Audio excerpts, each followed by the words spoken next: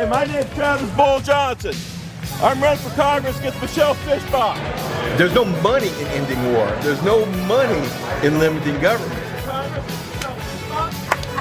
No more. To me, part of what makes America great are our small businesses, our small farms, and that's what's getting squeezed out by the establishment politicians.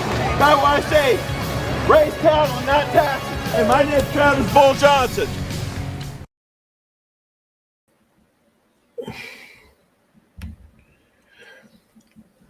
Hey, good morning, everybody. This is Bull. Welcome to episode 32 of Independence is Power. It's hard to believe that this is already our 32nd episode. Lot going on right now. If you're up in the northern Minnesota area like we are, I mean, I'm sure you're feeling about like I am, that it's time for winter to end. I mean, for people like us who have a small livestock farm, who actually have animals out there in this weather, I mean, it's a trying time. I mean, it's a constant battle to keep these guys alive and keep them doing well and keep them gaining weight through this cold, snowy weather. I mean, we've gotten so much more snow this year than we have since I've gotten here. And of course, I've only been here 5 or 6 years. I got here in 2018. But I mean, I look out my back window and everywhere you see is just mounds and mounds of snow, drift 6, 7 feet tall, all over our pastures. And all I can think of, man, is how long is it going to take for all this crap to melt? Am I going to still be in snow come June? Which would, of course, not work very well because, I mean, we need to be able to get onto those pastures. We did lose one of our goats this past week. Was kind of a surprise, kind of a shock. She died from strep A, which is not very common as a method of death. But I was looking online this morning with a couple of my friends. Mark Mishkovsky, he was posting a couple comments about people dying of strep A, and a few other people's like, yeah, this person did and this person is. Like, that used to never be something we'd hear about, but now all of a sudden it's happening more often. And I don't know if it's happening more often or just with social media, we're getting the words getting out more often. And of course, a lot of people are connecting this to other mandates we've had in the past. But at which point I'll just say my goat Maggie did not get the shot. So I can safely say that her death from strep A was not related to any mandates that may have been put in place. But it was hard because Maggie was one of our first goats. When I retired from the Army in 2018, and we drove back from DC in our it was a 2008 Cadillac CTS. We stopped in Wisconsin on our way directly here from DC and picked up 3 goats, our first 3 goats. And Maggie was one of those 3. It was Maggie, Classy, and Curly. And Maggie was always the one that was kind of the most skittish of the 3. But of course, she was also the one that I tended to like the best. And she had just lost a lot of weight. Didn't appear to be eating as much. And brought her to the vet, and they didn't find out what was wrong with her at that time. Gave her some antibiotics and sent her home, and she was dead within 24 hours. I mean, we knew she had some issues with looked like she was anemic. We were trying to figure out what was causing that. So we ended up sending her in to get basically a necropsy, which is an autopsy for goats. And we just got the report back this weekend that basically said she died from strep A that had went septic and spread to all of her organs. And she just couldn't overcome that. And when you say stuff like that, and then with the winter that never seems to end, it does kind of put some challenge into you, put some forces some steel into your backbone and say, are we gonna keep doing this or not? And the fact that I sat down this past week and did our quarterly reports on income and expenses, that was real painful. This long, colder winter this year, we just had to put another 500 gallons of propane in, or excuse me, 400 gallons of propane. That's an $800 refill that we were not counting on having to do this year. So that's just stuff that just keeps on adding up. And I wish Mother Nature would get off her freaking high horse and let spring out of the gate and warm up a little bit.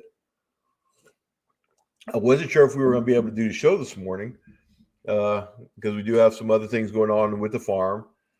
You got somebody coming to pick up one of our boars we let grow out. He was just too nice looking for me to send to butcher. So we actually put him out for sale for a breeder.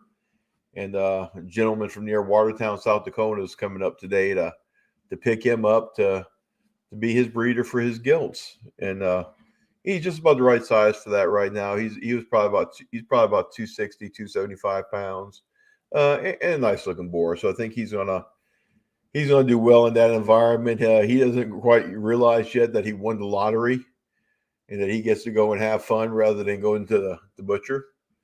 We also have a bunch of chickens being sold today.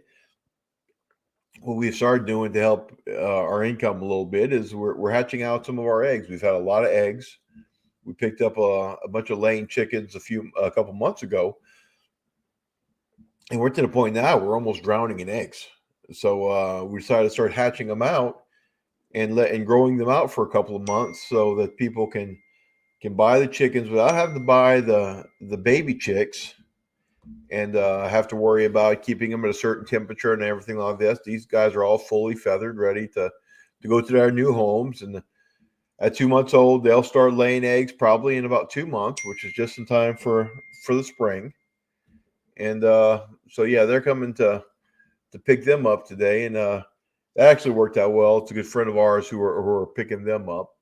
And we'll have the next batch ready in about 5 more weeks, because our last hatching happened about 2 to 3 weeks ago. We're getting ready to put on another batch right now.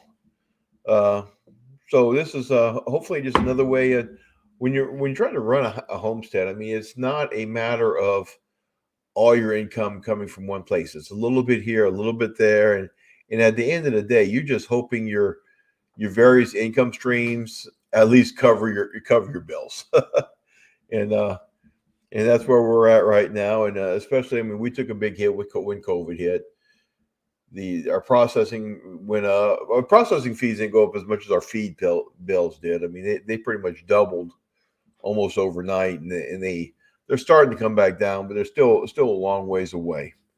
So that's a little bit about what's going on the homestead right now. So let's switch gears and let's talk a little bit about politics. Some of the stuff we've been beating like a dead horse over the last few months. I mean, they're still fighting over two big issues important to us, and that's the legalization, cannabis legalization, as well as this fight to raise major party status or what's more the issue, not the major party status, but the ballot access for a party to win from 5% to 10%. People don't realize how big of an issue this is. You have a lot of people out there, even a lot of Democrats right now, really pushing for ranked choice voting, which, again, we've talked about that a little bit in the past. And ranked choice voting has its goods and its bads. The way it's currently structured, I don't really care for it. But the catch for ranked choice voting to work, you need to have choices. You need to have people besides the Republicans and the Democrats, so you have an actual option to vote your heart. So the Democrats are pushing this ranked choice voting to give you and they're saying it's all about giving you choices. It's all about giving you choices, making you have options. Yet at the same time, they're pushing this major party requirement for ballot access to 10%. They're taking away your options. So what they want to do is they want to increase your options as long as they're Democrat or Republicans. And that's just hypocritical. I mean, that's just how they can get up and not look at themselves in the mirror and go, yeah, these are two things that are completely contrary to each other that we're doing. It is beyond me. I'm getting a little. We've been working with a lot of the other minor parties or third parties When I say us, I'm talking about the Constitutional Republic Party, who, thank you, they're the one, if you look at our banner below our screen right now, they are the ones sponsoring the show today. But we've been trying to work with these parties as far as getting a plan forward to help combat this. And I'm getting frustrated for myself because there's a lot of ways they're looking at behind the scenes and lobbying and stuff like this, but at the same time, they're not taking the gloves off. This is basically for the survival of third parties in Minnesota. Because if this increases to 10%, your third parties will never really be a player again. You might get one on the ballot here or one on the ballot there. But the problem is when you can only get one or two people on the ballot at a time, it allows the major parties to focus their energies to make sure those parties don't go anywhere in their one or two races. And it's a lot harder to do it when you're doing that on a larger 40, 50 candidate races instead of ones and twosies. So basically, this would just help eliminate this. And what's frustrating on me is this is basically being driven by the DFL. So far, all of the Republicans on these couple committees have basically been saying, no, this is not a good idea. 1 second, please. There, can you see what? So and they're counting on their very thin majority in the Senate to make sure this happens. Now you've got 3 districts here in Minnesota. That were won that the Democrats won by only 1.5%, and in one case only 300 votes. And this is Senate District 3, 4, and 41. 3 is north of the Duluth area, 4 is in the Moorhead area, and 41 is just east of the St. Paul area. And Senate District 41 specifically, they only won by 300 votes, and that was after the prior GOP representative who lost their primary in that district backed the Democrat. So what the minor parties should be doing is they should be attacking those 3 Democrats. They should be out there. They should be calling them. They should be showing up at their town halls. They should be looking at protests, stuff to let them know, hey guys, you're very vulnerable. Do you really want to take this vote? I mean, when you barely won by that much, this is such a controversial subject. Everybody knows this is party politics, and everybody's saying they're tired of party politics. Do you really want to highlight that you are a soldier of the party politics and not a soldier of the people of Minnesota? And that's where I wish we would start focusing our efforts. Activists are supposed to be activists. They're not supposed to necessarily be behind the scenes pulling strings. They're not necessarily. Yes, they are supposed to be lobbyists, but they're supposed to be bringing attention, and you bring that attention by those offensive type movements. And it's really frustrating that you say you have these 3, and all it takes, folks, is if the Republicans remain united against this, other than their chair who recommended going for it. All you need to do is switch one of these 3 vulnerable slots. And these are all held by freshmen who haven't really earned their stripes yet, who haven't really pulled their time, who haven't really gained confidence in their constituents to say, yes, hey, I'm the incumbent. I win every time. I can do what I want. No, these are guys who are going to be vulnerable to the outside pressure. And that outside pressure is just not being brought to bear. And if we want third parties in Minnesota to survive, we really need to push this issue. I wrote in my testimony to the House committee last week, when I started the Constitutional Republic Party, it was with the knowledge that in order to get major party status and ballot access, we would need to get 5%. I considered that attainable because I just showed we could do it in our congressional race. We just had to upscale it for the Senate race. If we did the same thing on that Senate level that we did on the House level, I knew we could get 5% and we could gain ballot access. And that's where all of our focus was. That is where, we're going to get us a good Senate candidate. We're going to put our full backing back there. we're going to get our 5% so we get ballot access. Then we can start challenging on multiple levels. And I'll be honest, if this would have been at 10% at that time, I probably wouldn't have made that step, because I just don't see 10% being a viable option for a party that has not been well established. I mean, to ask that, I mean, you have to have some type of a superstar running, or some kind of celebrity that could bring enough attention to that race to get to that point. You need a Jesse Ventura type candidate if you're going to break that 10% barrier in a major race, in a statewide race. We can definitely do it in smaller races, but when you start talking about a statewide race where people really give a rat's ass who the governor is, who their senator is, and they're really scared of the other party getting charge of that seat, it's a lot harder to get that 10%. Part of what I also did for this testimony is I read off what is requirements in other states for ballot access. Now, keep in mind, at 5%, Minnesota is still in the top quarter as far as how hard it is for a party to get ballot access. Okay, we're already in the top 20, 25%. The median across the country is 2%. Okay, more than half less than what we have, the 5% that Minnesota requires. So, I mean, so we're already one of the tougher nuts to crack. And then they want to double that. And now, and if you do go up to 10%, you're going to join Alabama, New Jersey, Pennsylvania, and Virginia as one of the toughest 5 states in the country to get ballot access. Does that make sense in a state that considers itself Minnesota nice? Yeah, we're nice unless you want to try to get into the public office, and then screw you if you don't believe like we do. We'll put our boot on your throat. With the chairs of the Democratic Party in Minnesota, or DFL, and the Minnesota GOP chairs did here is they colluded to try to exclude third parties.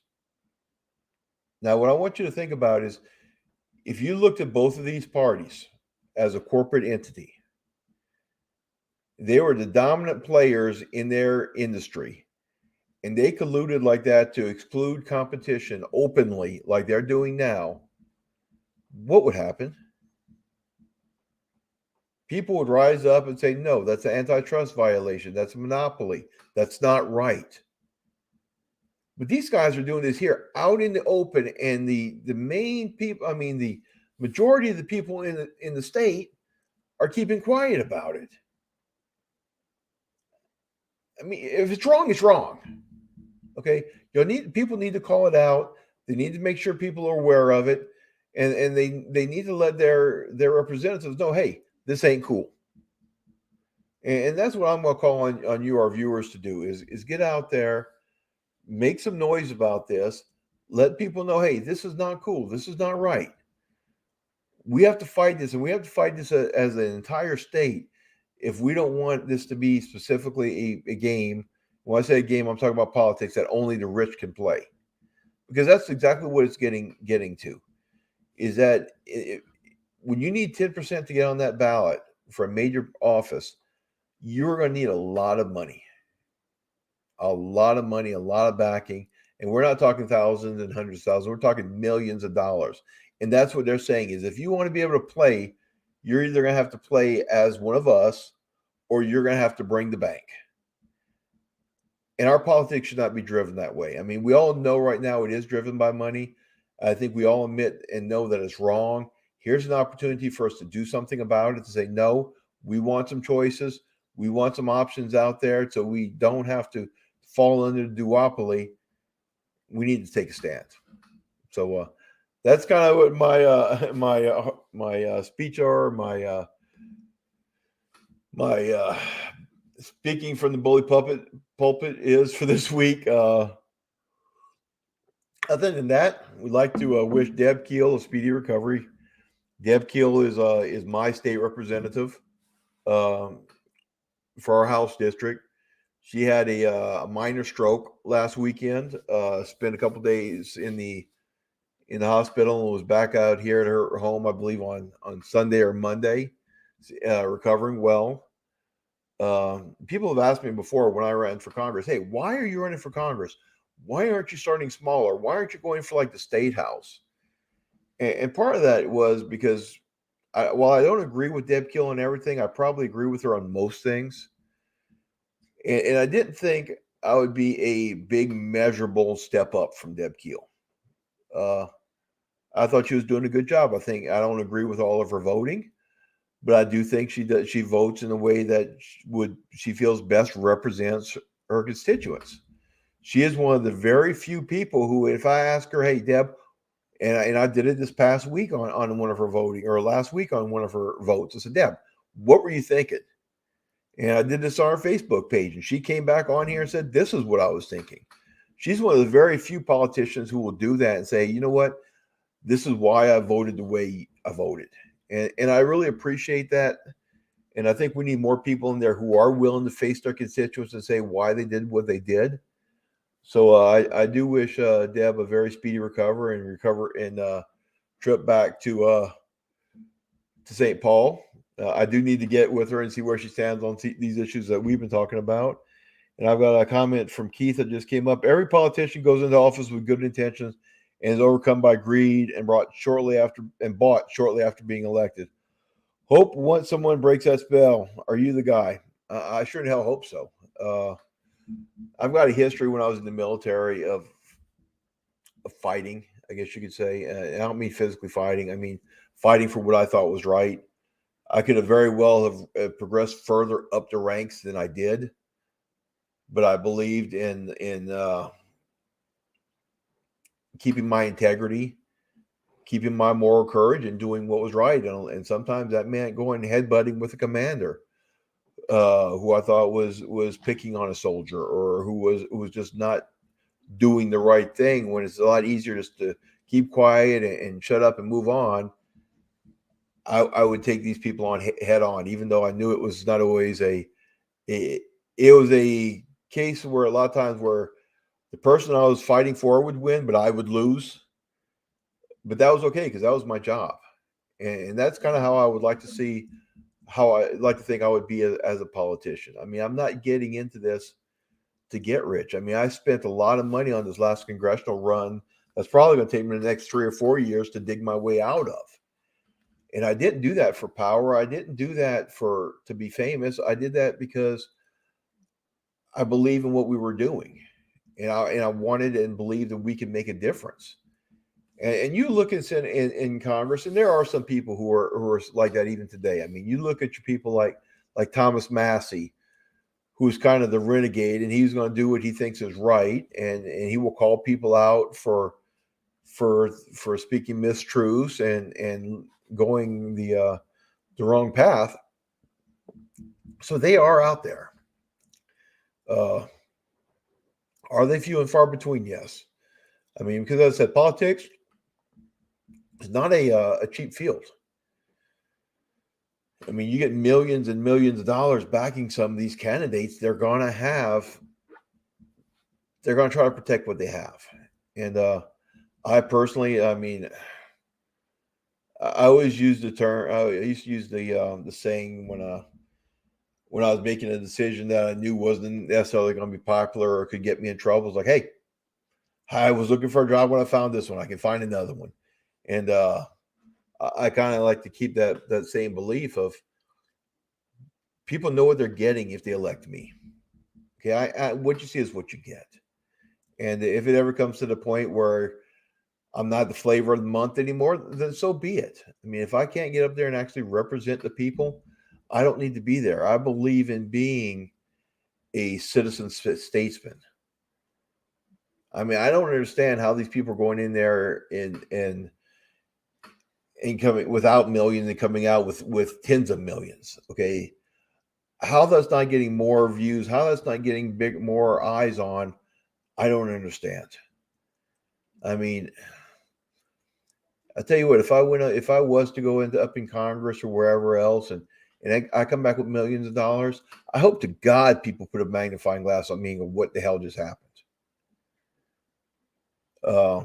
Because it wouldn't be right. I mean, we should be floating this entire ship, not just parts of it, as far as people being able to, these guys go into Congress and they care about themselves and rising their own platform and rising their own financial interests instead of doing that for the people. If they put nearly as much effort into bettering the lives of their constituents, into freeing us from the yokes of oppressive government, then we would be a lot better off.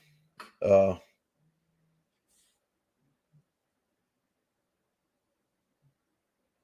me see. This is another comment from Keith. Abortion and the Second Amendment are two of my top qualities. I decide on who gets my vote. Where are you with that? The Second Amendment, to me, it's easy. It shall not be infringed. I think it's very important that people realize when the Second Amendment was put on paper, they were talking weapons of war. They were talking about the tools needed to hold a government accountable. They weren't talking hunting rifles. They were talking about stuff that you could say, hey, if the government gets out of control, guess what? We have the ability to physically get rid of you. That's what the Second Amendment was about. Okay. So I'm a very strong supporter of that. And I am against red flag laws. And while I understand the motives behind them, they fall short on due process. We should never have any rights taken away from us without due process.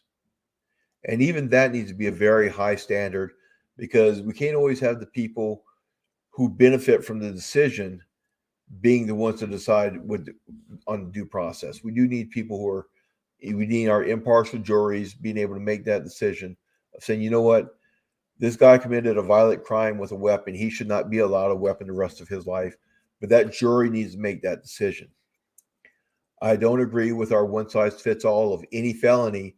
You lose your weapon, your right to bear arms. Okay, so if you look at some of these things that are considered a felony now, it's kind of a joke. And these are tools prosecutors use to get false confessions of going, hey, you better agree to this misdemeanor, because otherwise we're going to charge you with a felony and you're going to lose your right to vote and own a gun the rest of your life. You want to risk that? And that's the tools they use. Abortion's always a hard call, Keith. I mean, it's I believe what does the Constitution say? It doesn't. So the federal government does not have a role to play when it comes down to abortion. And we've seen that with other laws in cases with the federal government. I mean, the federal government could not outlaw slavery without an amendment because the Constitution did not give them that right. On a state or a local level, that is, I believe, their decision to make. And again, it's hard. I mean, I tell the story all the time, and so some of my viewers are going to say, I've heard this one already, but you may not have, so I'll tell it again. A couple of years ago, when I was running for Congress, I did a meet and greet down in Lund, Minnesota, and I probably had about 30 people in there, and they were all conservative. And the topic of abortion came up. And what I did is ask them, hey, who here believes abortion should be illegal from conception? And probably 5 or 6 of them raised their hands. How many of you think it should be illegal after 12 weeks? A couple more raised their hands. How many think it should be illegal except for rape or incest? A few more raised their hands. How many think it should be illegal after 20 weeks when the mind starts to function? A few more raised their hands. And the point I made to them was, here I was in a room full of conservatives. And 90% of them were against abortion as a whole, but they could not within themselves figure out when that line should be drawn. How's a politician supposed to draw that line? We know it should be drawn. I mean, we do know that a innocent life needs to be protected, a human life. But at what stage is this a human life? And that's where I personally run into my issues of, where do we draw this line? It needs to be drawn. But do I think it needs to be drawn at conception? I really don't. I mean, a lot of people don't even know. If you look at some of our forms of birth control, realistically, I mean, they are basically after conception. They prevent the eggs from settling in. Okay, so how and where do we draw that line? Uh, if I was push come to shove and I had to say, okay, you need to make a decision. We're gonna put this up to a vote. Where are you comfortable with saying draw that line? My personal opinion would probably be a consciousness of about 20 weeks. Would I be really upset if it was a little sooner than that? Probably not, if it was in that general category. But do I think it needs to be from conception? I don't think the government needs to be that involved. I mean, when you start talking about abortion when at conception, how far do we want the government involved in our lives? At what point is that line? Is it worth dying on that hill? Is it worth dying on that hill to give our right to privacy up to the government at conception for an abortion? I don't think it is. It's not always the most popular thought, but as I said, I always do what I think is right.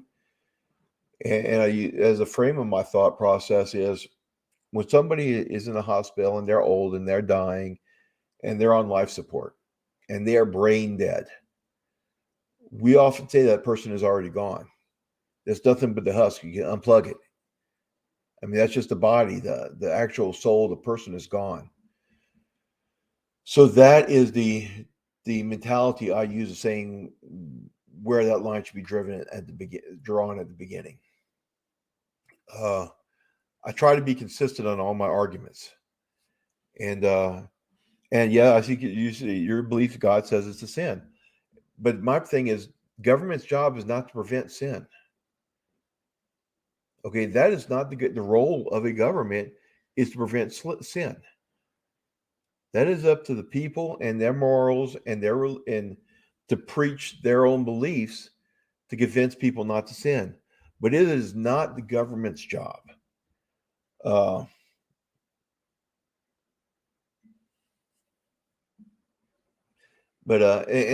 that's one of the hard things I've had to talk to people about. I mean, my belief is with the Constitution.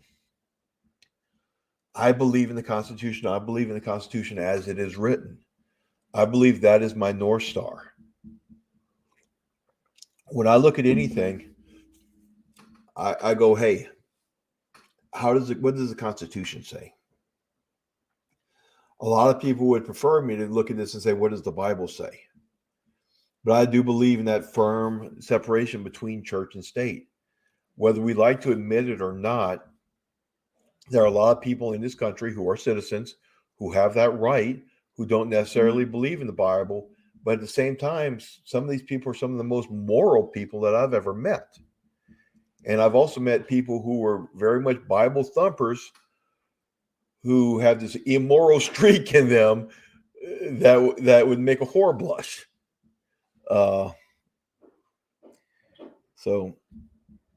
And Keith, I do not believe our taxpayer dollars should go to support Planned Parenthood.